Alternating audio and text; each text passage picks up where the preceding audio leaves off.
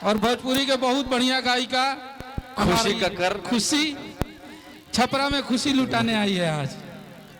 तो इनके नाम पे हल्ला कीजिए एक बार कस के आप उधर लोग। उतरिए भैया, भैया आप लोग पीछे उधर उस साइड हो जाइए ना, बाकी कलाकार भोजपुरी और मगही के बहुत ही अच्छे सिंगर खुशी कक्कर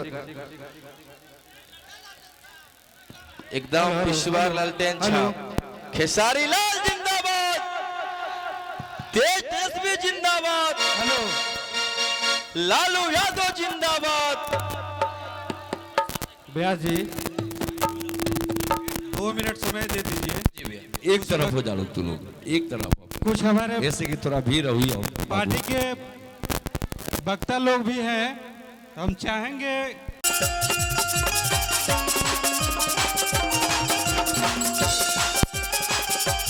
हेलो हेलो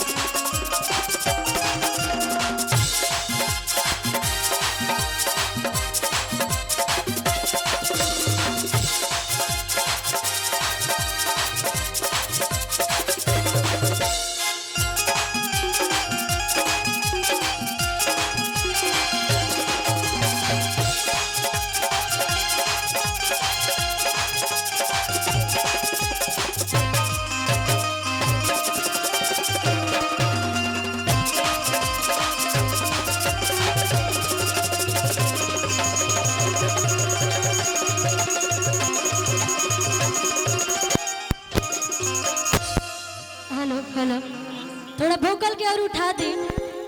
और सबसे पहले ये छपरा सारण के सम्मानित जनता सबके, जितना भी हमार माता बहन लोग आइल बनी जा, चाहे हमार चाचा भाई लोग बनी, सब कोई के हम यही जैसे मंच के माध्यम से पैर छू के प्रणाम करतानी। एक बार हाला का अपन आशीर्वाद दे दीजा। और आज हम सब कलाकार एजा उपस्थित भइल बनी जा, अपना बड़ भैया खेसारी लाल यादव भैया के चुनाव प्रचार। भैया ये माइक छोड़ रहा, थोड़ा देख लीजिए। और आप सबसे एगो उम्मीद लेके आइल बनी जा, जितना भी कलाकार बनी जाए एगो उम्मीद लेके आइल बनी जा आप सबके प्यार पावे खातिर। और आप सबसे हाथ जोड़ के ही निहोरा करतनी कि आप सब हमरा खेसारी भैया के यानी कि शत्रुघ्न लाल यादव भैया के भारी से भारी मात्रा में जिताई जाए। चूंकि भैया एगो ऐसा इंसान है कि हर माता बहन के इज्जत और सम्मान करेनी। और एजा कुछ हमार माता बहन लोग भी आइल बनी जा, आप सबके भी मैं एजा से पैर छू के प्रणाम करतनी। और भैया हमेशा माता बहन के सम्मान कैले बानी।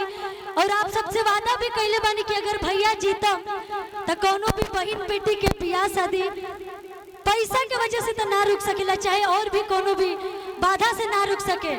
जब भैया अगर हमार जीत जाइए तो ये हम दावा के साथ बोलतनी, काहे कि हमू के बहुत प्यार मिलल बा, एगो छोट बहन के प्यार सम्मान मिलल बा अपना खेसारी भैया से। तो एगो औरत ही औरत के दर्द समझ सकेली। और ये हम दावा के साथ बोल सकतानी कि हमारे खेसारी भैया जवन वादा करेनी वो पूरा भी करेनी। काहे कि आप सब सोशल मीडिया के माध्यम से देख सकतानी, तमाम तरीका के भैया हमेशा सबकर मदद करत रहिले। और गाना बजाना तो बात के बात बा, कलाकारी क्षेत्र देखी अलग बाटे। और कहीं ना कहीं कलाकारी के वजह से ही आप खेसारी लाल यादव भैया के जानतानी। सही बात बा कि ना? सही बात बानू। तो हम चाहतनी देखिए, अगर कलाकार होके अगर लोग के इतना सेवा कर सकतनी, तो आप सबके बेटा बन के, आप सबके भाई बन के सेवा ना करब नू, ये तो सोचे वाली बात बा। क्योंकि कहला से थोड़ी होला। जब वो एगो कलाकार होके समाज में हमेशा सेवा खातिर सबसे पहले हाथ बढ़ाइले, तार हुआ सबके बेटा बन के आज खड़ा भइल बनी आप सबके सामने। हमार चंदा भाभी आंचल फैलाओ तनी, तो हम चाहब कि आप सबसे एगो ये छोट बहन के आग्रह बाटे, हमू आप सबके बहन बेटी ही हैं। और भैया से हमेशा एगो बहन बेटी के सम्मान मिलल बाटे। तो हम जितना भी माता बहन बानी, भैया चाचा लोग बानी, सबसे यह कहम कि खेसारी भैया के भारी से भारी मात्रा में जिताई जा। क्रमांक संख्या 2 बाटे, ओपे जाके लालटेन छाप पर ही बटन दबाई जा। तमाम हमार गार्जियन लोग जब मंच पे उपस्थित बनी जा, हमार अखिलेश कश्यप सर बानी, संजय भैया बानी, कृष्णा बेदर्दी सर बानी, पैर छू के प्रणाम करत हनी, नितेश भैया बानी, सभे बाटे। हम एक लाइन में गा के कम जानत हुआ का किया के मैला लाटन पा आ बटन दबाई दिए ना,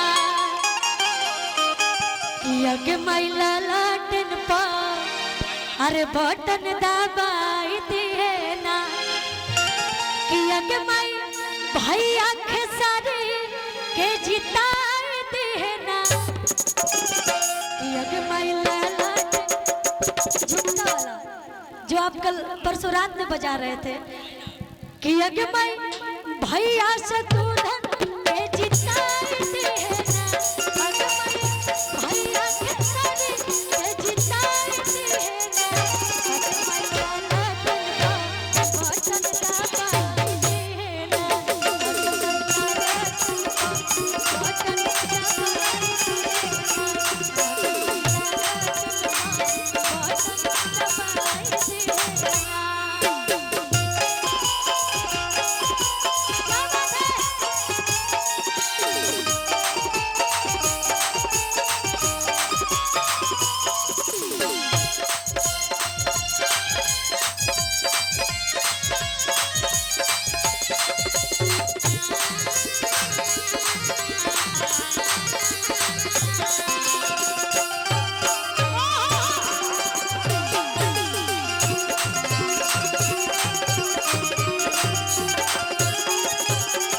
अच्छा 6 तारीख के वोट पड़ी और ईवीएम जो बटन बाटे ओ पे नाम आई शत्रुघ्न यादव, लेकिन खेसारी भैया के फोटो रही क्रमांक संख्या 2 रहुआ सबके वही पर बटन दबावे पा। और बड़ी सुंदर सुंदर गीत सुनैनी हमार बहुत ही अच्छा दोस्त रोशन रही जी, बहुत प्यारा प्यारा गीत सुनैनी है आप, और अभी हमने साथे भी गावल जाई। लेकिन हम कहम कि अभी बहुत सारा कलाकार आवे खातिर बाकी बने, हमार अनुपमा देवी आई, हमार खेसारी भैया भी आई। देखी छपरा के धरती पे आइल बनी, लेकिन जो सा जुनून तनी और होके के चाहिए, जैसे रुआ हर काम में दनी जा तो तनी हाला करके बताई जा कि जिताए बानू भैया के, जिताए के बानू, बस ये जो सा जुनून रहे के चाहिए। आज जीतला के बाद हमने फिर आई जाए जा आप सबके फरमाइश जोन हुई सब पूरा करे खातिर। आ जवन भी वादा भइल बटे, हमू एगो छोट बहिन है तो हमू भैया की तरफ से आप सबसे यही आग्रह करम गुहार लगाएं, जितना भी माता बहन बानी जा एक बार जरूर मौका दी जा हमरा खेसारी भैया के, और मौका दे के देखी तमाम लोग के रुआ देनी मौका। और 10-15 मिनट में भैया पहुंचे वाला बानी आप सबके बीच में, तमाम लोग के रुआ इतना दिन से मौका देता नहीं जानू, तब भैया के मौका दी जा। और आज तक रुआ सोशल मीडिया के माध्यम से देखा तो कब तमाम जहाँ भी कहीं भी अगर सेवा के मौका कहीं भी मिलेला तो सबसे पहले खेसारी भैया जा खड़ा होने, तब भैया के लाज रखे बा, हम सब कलाकारन के लाज रखे बा। अगर जाइल बनी जा एक बार हमारे साथ कह कि अगे मैला लाटन पा बटन दबाई दिए ना,